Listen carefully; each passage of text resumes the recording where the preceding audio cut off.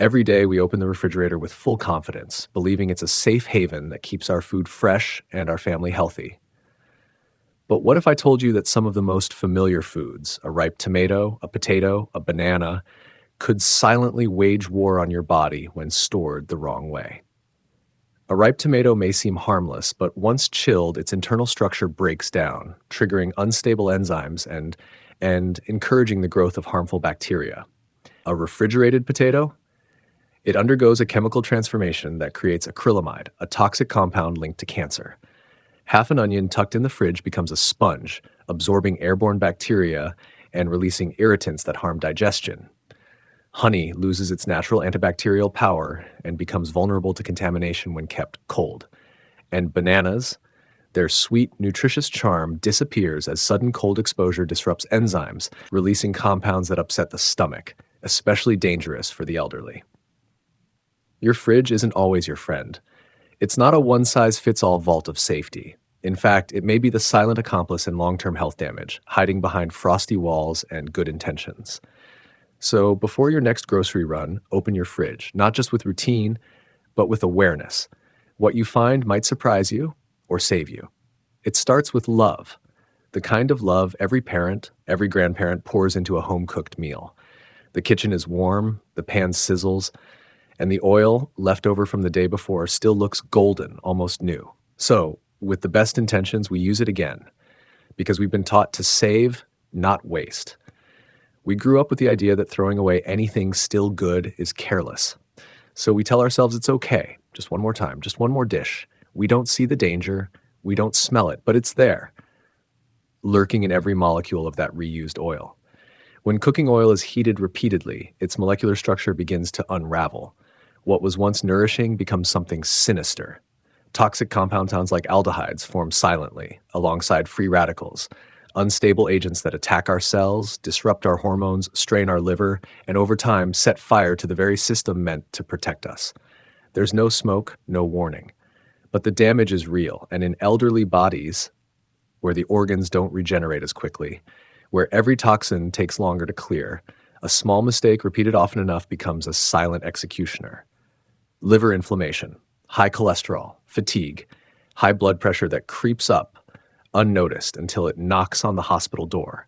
I've met families who thought it was age, who thought it was genetics, but behind it all was the innocent habit of reusing oil too many times. One woman told me how she always fried her husband's favorite dish, golden, crispy fish, in the same pan, same oil, just like her mother used to. He loved the taste, she said. But after his stroke, after the diagnosis, when the doctor asked about cooking habits, her heart broke. Not from blame, but from realization. The taste of love had turned into the taste of danger. You see, oil doesn't just cook food. It carries memory, culture, care, but it also carries risk if we don't respect it. No amount of savings worth the price of illness. No dish is delicious enough to be served with a side of cancer risk. So today, if you open your kitchen cabinet and find that familiar pan of used oil, I invite you to pause, not with guilt, but with courage. Courage to choose health over habit, to let go of one spoonful, so you can hold on to the people you love for years longer. Because in the end, what we keep and what we discard in the kitchen tells a story about how we protect the ones we love. We've been tricked. Somewhere along the way, we were told that turning the flame high meant we were cooking better, faster, tastier, more efficient. A strong fire became the symbol of a strong cook. The sound of sizzling oil, the smell of meat charring, the rush of steam, it all felt powerful, right? But let me ask you, what if that power is slowly killing you? Behind that crackling noise, a silent transformation is taking place. When you expose proteins and starches to extreme heat, as in frying, grilling, or searing over high flame, you're not just cooking, you're igniting a chemical reaction that creates some of the most dangerous compounds known to food science. Acrylamide, heterocyclic amines, HCA, and polycyclic aromatic hydrocarbons, PAH. You can't see them, you can't smell them, but they embed into your food like invisible time bombs, and if consumed often enough, they detonate inside your liver, your colon, your lungs. These toxins have been linked directly to multiple forms of cancer, and yet we still crank up the heat without thinking, especially for the elderly who already face weakened detox systems and fragile immunity. Think about that next time you serve up golden brown fries to your aging parents, or that juicy grilled pork belly, beautifully crisp outside, but burned into something far worse inside. And it doesn't stop there. The very nutrients your body depends on, vitamin C, B1, B6, are being incinerated at high heat. You might believe you're eating something nourishing, but what's left on that plate is often just a shell, empty calories, dead enzymes, and a whole lot of regret waiting to happen. I once met a man, a retired teacher, who loved pan-searing his meals on full blast. Gives it that smoky punch, he'd say. But months later, he sat in a hospital bed with inflamed intestines and unexplained liver stress. His daughter, crying softly, whispered to me he just didn't know. No one had told him that the very flame he thought made him a better cook was slowly poisoning his body. Here's the truth. A small flame doesn't make you a bad cook. It makes you a wise one. It may take a few extra minutes, yes. But in return, you keep your vitamins, avoid creating deadly compounds, and you protect the people you feed, the ones you love. Because in the kitchen, fire is a servant or a saboteur, and you get to choose which. So next time you reach for that dial and crank the flame high, pause. Ask yourself, am I cooking with care or with convenience? One burns fast, the other helps you live longer. You decide. It's the shortcut to delicious. A little sprinkle here, a quick dash there, and suddenly your soup tastes richer, your stir-fry more savory, your meat more mouth-watering. Monosodium glutamate, or MSG, has become the invisible ingredient that makes us nod in satisfaction. But behind that umami burst hides a danger that few kitchens talk about until it's too late. Here's what most people don't know or don't want to believe. MSG is not a problem on its own. In small amounts and used correctly, it's relatively harmless. But when exposed to high heat, especially during cooking, its chemical structure begins to unravel. What starts as a flavor enhancer turns into something darker, free glutamates, rogue molecules that don't just make your food taste good, they penetrate your nervous system, confuse your brain signals, and over time, sabotage your memory, sleep, and cognitive clarity. Many elderly people silently suffer from symptoms they can't explain. Chronic headaches, insomnia, dizziness, and slow mental decline.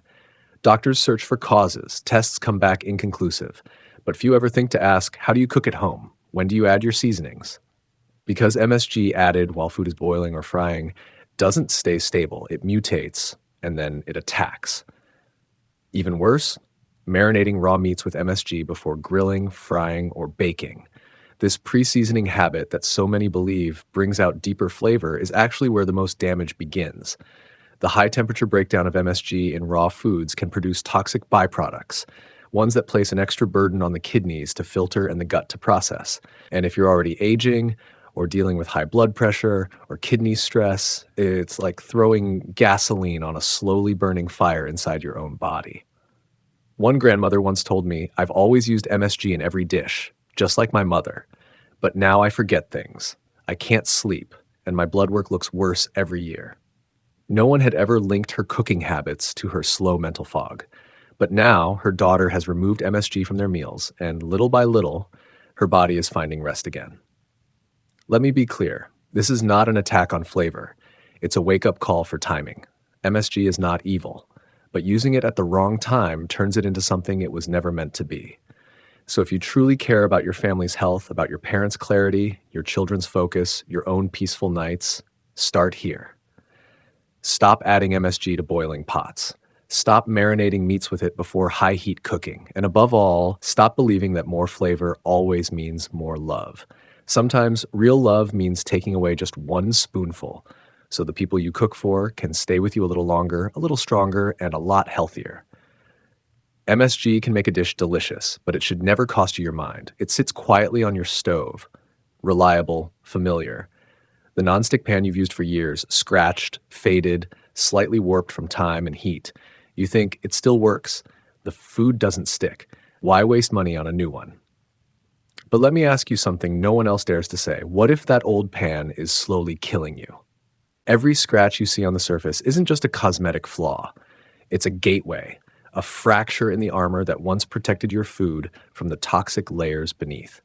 PFOA, PTFE, and other chemical coatings commonly found in traditional nonstick pans weren't designed to withstand years of wear and tear. Once they begin to chip or flake off, especially under high heat, they release toxic gases and ultrafine plastic particles into your meals and eventually into your body. You won't taste them, you won't smell them, but your liver will feel them. Your kidneys will strain against them, and your brain will begin to dull under their weight. Studies have linked long-term exposure to these chemicals with neurological decline, hormonal disruption, and even certain cancers. In elders, the risk is compounded. Their detox systems are slower. Their immune systems are more fragile. A lifetime of just one more use becomes a quiet threat that accumulates bite after bite. But that's not all. Once the nonstick layer is breached, what's left underneath is often aluminum or alloy metals. When these metals interact with acidic ingredients like vinegar, tomatoes, or citrus, especially at high temperatures, they leach ions into your food. These ions are known to damage neurons, impair kidney function, and have been implicated in early onset memory loss and cognitive fog, especially in the elderly. I remember visiting a woman in her 70s who had been struggling with chronic fatigue and brain fog for years. Blood tests showed elevated levels of aluminum. "But I barely take any medicine," she said. It wasn't the pills. It was the old pan she'd used for 2 decades, a pan with a blackened, scratched surface that had once cooked meals filled with love and now unknowingly stirred toxins into every dish. Here's the painful truth. A pan doesn't have to break to be dangerous. It only needs to be broken on the inside. And by the time your body starts showing symptoms, the damage may already be deep. So I ask you, the next time you flip an egg in that old nonstick pan, will you also flip a coin on your health? Replace the pan, not the person, because no memory, no moment of shared laughter at the dinner table is worth trading for a few more months of still usable. Your body is fighting every day to protect you. Don't let your cookware be what turns the tide against it. It's such a small step, turning on the faucet, filling the pot, and putting it straight on the stove. We do it every day without thinking, to make soup, to boil rice, to warm milk for the grandchildren. The water looks clear. It tastes normal. It's been treated, filtered, chlorinated. Safe, they say. But what if I told you that this simple habit, done with love and good intentions, might be silently laying the foundation for disease? You see, tap water isn't as innocent as it looks. Even after being processed at the plant, it can still carry residual chlorine, heavy metals like lead or mercury, nitrates, and most dangerously, live bacteria and parasites that thrive in older corroded pipes or neglected plumbing systems. If you fill your pot and heat it without properly boiling it first, you might not be killing what needs to be killed. Instead, you could be feeding it and letting it into the bodies of those you love the most. Bacteria like E. coli, Staphylococcus aureus, and parasites like Giardia don't just disappear the moment the water gets hot. They require a sustained rolling boil to be neutralized. Anything less, and they live on. They enter your gut, your liver, your kidneys. And for children, the elderly, or anyone with a weakened immune system, they don't just cause discomfort, they cause damage. Chronic digestive issues, liver stress, even long-term inflammation that leads to gastritis, ulcers, or gastrointestinal cancers. I once sat across from an older gentleman who had been battling stomach pain for months. No medication seemed to help. It wasn't until his daughter revealed that she'd been using tap water straight from the faucet to make his morning porridge that the doctor made the connection. Not because of neglect, but because no one told her that clean-looking water isn't always clean inside. And there's more. If your pipes are old, or if you live in areas where industrial pollution is nearby, you could be exposing yourself to residual chlorine compounds, which react with organic matter during cooking to create THMs, trihalomethanes, known carcinogens, or heavy metals that accumulate over time, leading to neurological symptoms, kidney decline, and in some cases, irreversible damage. So what can you do? It's simple, really. Let the tap run for 1 to 2 minutes. Then boil the water thoroughly. Only after it's reached a rolling boil for several minutes is it ready to cook with. And if you can, invest in a good water filter or use purified water for those most vulnerable in your family, the elderly, the sick, the young. Because when it comes to health, what you don't see can absolutely hurt you. A clear broth doesn't mean it's a safe one. A sweet soup cooked in haste can become a slow poison served in love. Boil first, always. Love demands that we protect, not just feed. The kitchen has always been a sacred place. It's where stories are told between simmering pots, where love is folded into dumplings, and where generations are connected by the warmth of shared meals. We cook with care, with devotion, believing that every dish we serve is an offering of health and happiness. But what if, without realizing it, our greatest acts of love are sometimes laced with silent harm? One misplaced tomato in the fridge, one spoon of MSG added too soon, one battered peeling pan reused out of habit, one pot of soup made with unboiled tap water. Each of these, on their own, may seem small, innocent, harmless. But like drops in a cup, they accumulate, and one day the cup overflows. That overflow doesn't always come with loud symptoms. Sometimes it's subtle: fatigue that won't go away, digestive discomfort that becomes routine, blood test results that slowly worsen. It's a decline so gradual you barely notice, until your loved one lands in a hospital bed, until you realize you've been cooking not just meals, but the slow fuel of chronic illness. And yet, here's the power we often forget. We can change the recipe, not the food, the habits, because the most dangerous thing in the kitchen isn't a knife or a flame. It's a habit done blindly, repeated out of tradition, convenience, or trust in what always worked. But health is not built on routine alone. It's built on awareness, on the courage to ask hard questions. Is this old pan worth the risk? Is this water truly safe? Is this flavor doing more harm than good? And it's in the answers that healing begins. With just a few small changes, switching out a scratched pan, boiling water longer, adjusting the way we use oil or seasoning, we don't just prevent disease, we reclaim power. Power to protect our minds as we age. Power to keep our loved ones stronger, longer. Power to transform our kitchens from quiet battlegrounds into true sanctuaries of wellness. Because the truth is, the kitchen doesn't lie. It reflects who we are. It holds the choice between longevity and slow decline, between intention and ignorance. Every chop, every stir, every boil is a vote for the future health of your family. So now I leave you with one question. Not meant to shame, but to awaken. Are you still cooking with love, or are you finally cooking with wisdom? The answer may be the most important thing you serve today.